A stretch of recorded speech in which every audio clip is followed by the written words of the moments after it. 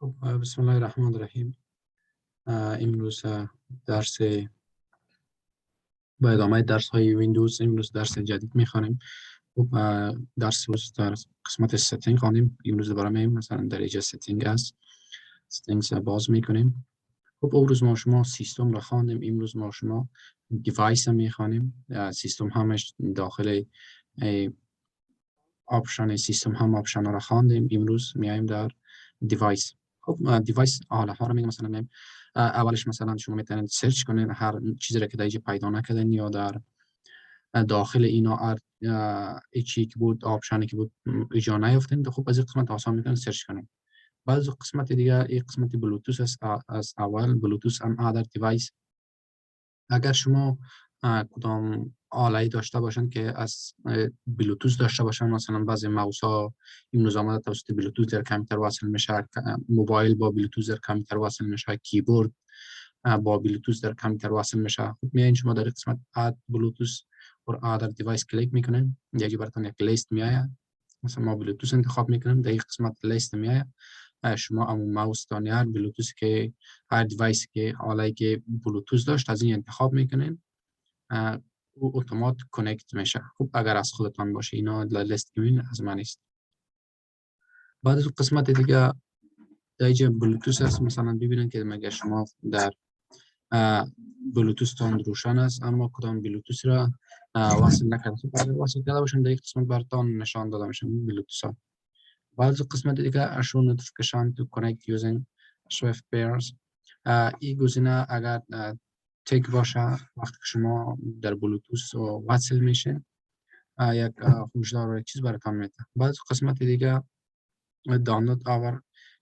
خب اگر یکی باشه کمکتان میکنه. مثلا در قسمت بلوتوث بعض گوشکی های بلوتوث داره، در بلوتوث وصل میکنی اما این قسمت برات مثلا بعض نوتیفیکیشن ها و چارج و چیزایش نشان میده تک باشه. یا از قسمت پرنتر ان اسکانر. اگر شما کدام پرینتر یا اسکنر داشته باشید که توسط بلوتوث در کامپیوتر وصل شده، شما همینجا میگه اد دیوایس می در قسمت براتون سرچ میکنه. اگر امو دیوایس هایی که شما دارین توسط بلوتوث وصل میشه دیگه لیستش میشه، شما میتونید که وصلش کنید. بعد قسمت دیگه ماوس است. ببینید در قسمت ماوس select your primary button است. خب حال ما شما کار که میکنیم مثلا میگیم که ما راست کلیک میکنیم کدام صفحه باز میشه، این صفحه باز میشه. اما اگر دبل کلیک کنیم یک سر ما آیکن که ماوس بریم دبل کلیک کنیم امو آیکن باشه، سافتویر باشه، فایل باشه باز میشه. مثلا من دبل کلیک میکنم ببینید که این باز میشه، این فایل ما. خب شما میتونید امیر تبدیل کنید.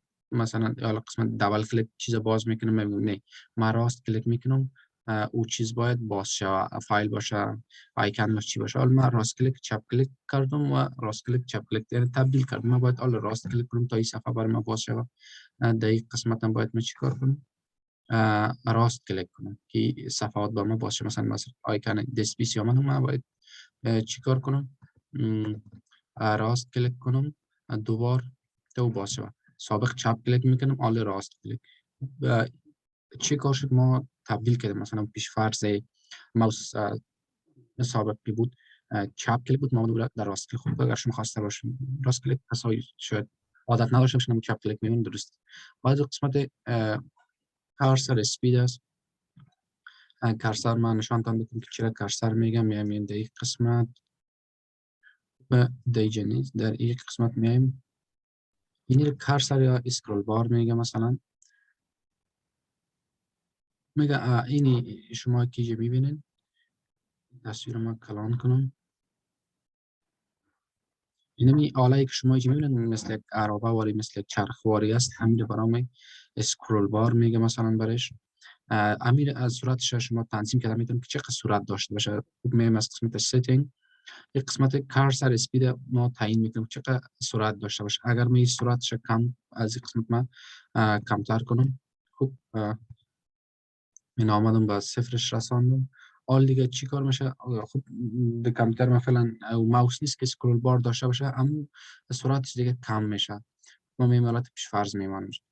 بعضی قسمت دیگه رول د ماوس یا ویل تو اسکرول.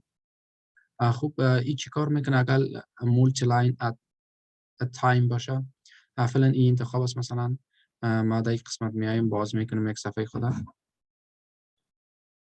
حالا ما توسط کرسر این چی خدا پیج خدا بالا و پایین میبرم. ببینید میره مثلا لاین به لاین میره.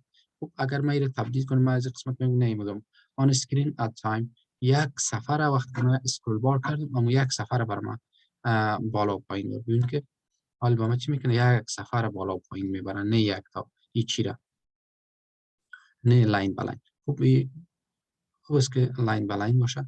بعضی قسمت دیگه choose how many lines to scroll، وقتی که اینجا انتخاب میکنی که و اسکرول بار کمتره براتون نشان دادم. اینی را اسکرول بار میگه یا ویل برش میگه. همین یک بار اگر اسکرول کردی چند تا لاین چی شوه بگذره، مثلا چند تا لاین پایین بالا شوه. انتخاب میکنی چند تا لاین باشه. من میگم 5 تا لاین باشه، درست است. خب بعضی قسمت دیگه که داریم اسکرول inactive windows when I hover dimmed. این چی کار میکنه؟ اگر این روشن باشه، ببین من دو صفحه این فعلا روشن است، من تا دو صفحه اینجا باز میکنم، یک صفحه در اینجا و یک صفحه هم در اینجا. وقتی ما بالا ای بیم این بالا و پایین میره. مثلا وقتی ما بالا ای بیم این صفحه بیم، این صفحه هم بالا و پایین میره. به خاطر چی؟ به خاطر که اینجا این اسکرول inactive است. اگر میره غیر فعال کنم، حال ببینیم ما دوباره در این قسمت میایم، این دو صفحه میایم. اگر ما اینجا بالا ببرم صفحه خود بالا میره، دیده میشه. اگر ما اینجا بریم اینجا دیده میشه. مثلا این ما اول انتخاب میکنم این صفحه خودم، این میره، اما این را چی میکنم؟ نمیره. چرا؟ به خاطر که اینجا انتخاب کرده بودم اسکرول ایناکتیو. اسکرول ایناکتیو اگر آل انتخاب شود دیگه بالای هر صفحه که ماوس ما باشه حتی کلیک نمیکنیم، این صفحه انتخاب نمیکنیم، فقط همون چی ما است اسکرول ما در اینجا است. همون صفحه اتومات وقتی اینجا ماوس خارجی میره اینجا، اگر اسکرول خود چی کنیم چرخ بتیم اینجا صفحات پایین بالا میره. اگر دی صفحه به وجود که انتخاب نمیکنیم. خب بعدش قسمت تاچ پد است. ببینید که تاچ پد میگه فعلا روشن است. تاچ پد می قسمت کامپیوتر تاچ پد میگه. در اینجا من عکسش براتون نشون میدم تصویرش. همین قسمت شما که میبینید ایرا برام تاچ پد یاد میکنه. در هر کامپیوتر ای است. کامپیوترهای لپتاپ البته این تاچ پد داره. ببینید این قسمت تاچ پد میگه کامپیوترهایتان داره. خب این قسمت برام تاچ پد میگه. ببینید حالا من تنظیمات تاچ پد میخوام. خب میگه تاچ پد باید در کامپیوتر روشن باشه نباشه؟ من میگم بله روشن باشه. خب تاچ پد اگر اسکرول کنی یا ماوس تک کنی تاچ پد دیگه کار نکنه؟ میگم نه، باید کار کنه. خب چند کارسر اسپید سرعت این تاچ پد دان انتخاب میکنین. اگر زیادتر کنیم که ماوس قسمت تاچ پد چرخشش سرعت زیاد شده، من میگم زیاد نباشه، من میگم به حالت دیفالت یا چی میمانمش پیش فرض. بعضی قسمت دیگه tap with a singular finger. خب اگر اینجا single finger باشه شما یک کلیک میکنید مثلا یگان کار میشه. مثلا یک قسمت میایم یک کلیک میکنیم ببین که باز شد. دوباره میایم قسمت setting، میایم در قسمت device تاچ پد. خب با یک کلیک میتونید که از تاچ پد تان چی را وصل کنین. یا از قسمت two finger right click مثلا دو تا ناخن همزمان بزنی اما کار رایت کلیک میکنه. ببینید در این قسمت اگر ببینید ما دو ناخن خود همزمان دو فینگر خود در روی تاچ پد تاچ میکنه. ببینید که راست کلیک کار میکنه. اگر نه باید راست کلیک کنید که صفحه باز شود. اگر شما خواسته باشین دو تا ناخن تا همزمان تاچ کنید با این قسمت تاچ پد کار راست کلیک میکنه. بعد قسمت دیگه and drag to multi select. خوب میتونن که اگه ایچی باشه select میتونن با ایچی با تاچ کردن در تاچ پد. خب اگر ایچ قسمت lower right corner to the touch pad هم کار راست کلیک میکنه. اگر شما تشبیه کامپیوترتان فعال باشه، یا ای که کار چی رو میکنه، دو تا فنگر یا دو تا ناخن تا همزمان چی کنین، فشار بدین، مثلا پایین و بالا ببرین، ببینید که کار چی رو میکنه، اسکرول بار رو میکنه، ببینید به این شکل.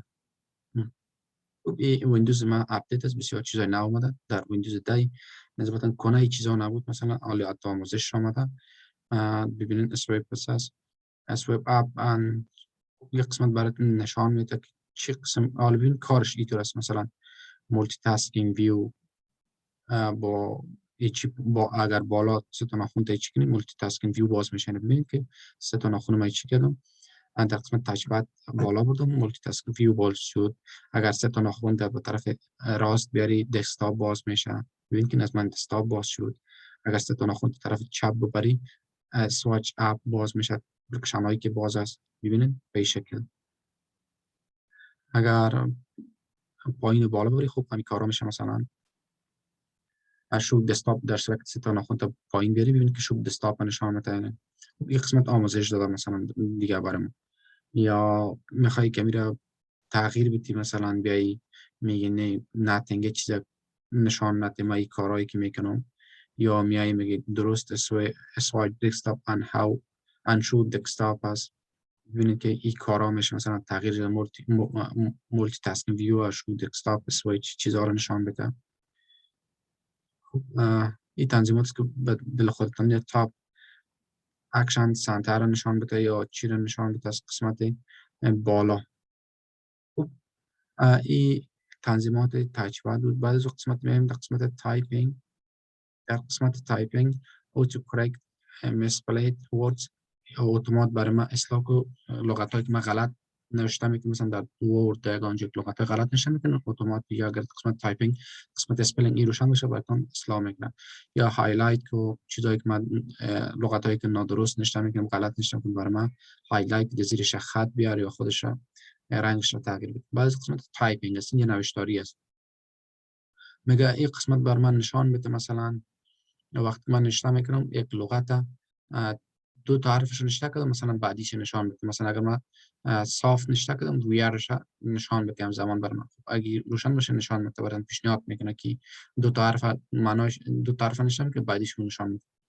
یا قسمت اگه روشن باشه بعد از هر لغت اتومات براتون پیشنهاد میکنه که فاصله داشته باشه، یا ای که دبل کلیک میکنه تا که مو دیکشنریز باز شه، مثلا لغت غلط نشه کردن خط سرخ هایلایت من دبل کلیکش میکنین که تا امو لغت اصلی را اسم دیکشنری براتون نشان بده.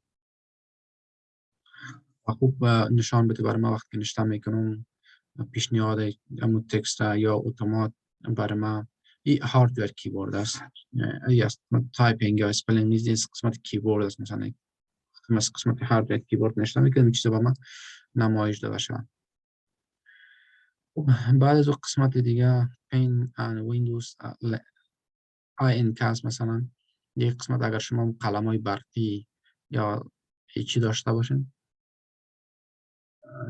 یکان قلم است مثلا امضای برقی یا چی میگن برش، از او در کامپیوتر داشته باشین وصل باشه، اینجا براتون نشان داده میشه. ما نداریم، او دیگه نشان داده نمیشه. و این تنظیمات از اون قلم برقی است، مثلا پین ان ویندوز. بعضی قسمت دیگه اوتو پلی است، اوتو پلی فور آل میدیا آن دیوایس. خب این کار چی است؟ وقتی که شما در کامپیوترتان یک چی فلش وصل میکنید، چی کار شما مثلا هیچ کار نشود، تگ آن اکشن هیچ کدام کار نشود، فولدرهایش باز شود، هر دفعه از شما پرسان شود، یا کانفیگوریشن استوریج سیتینگ اسم پرسان کنه، تنظیمات زمور پرسان کنه، چی کار شما مثلا شما کامپیوترتان بخش موبایل در کامپیوتر وصل میکنین، از اینجا انتخاب میکنه که فولدرها اتومات به ما باز شود، از پیش من دقیقه یا ساعت پرسان کنه که چی کار کنم، و یا تنظیمات رو باز کنه یا هیچ کار نکنه. خب این به شکل خوب کار میکنه. بعضی قسمت دیگه یو اس بی هست. این قسمت اگر یو اس بی هم پارت های یو اس بی ببینید، یو اس بی پارت براتون نشان میدم. یو اس بی پارت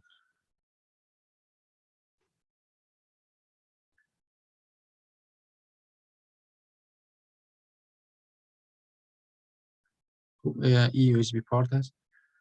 در کامپیوتری رو ببینیم. یو اس بی پورت کامپیوتر نشته کنم.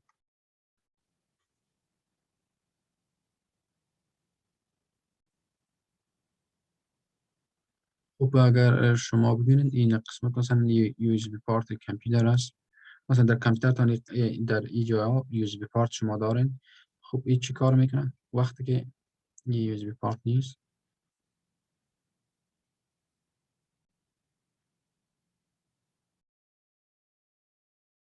یو اس بی پورت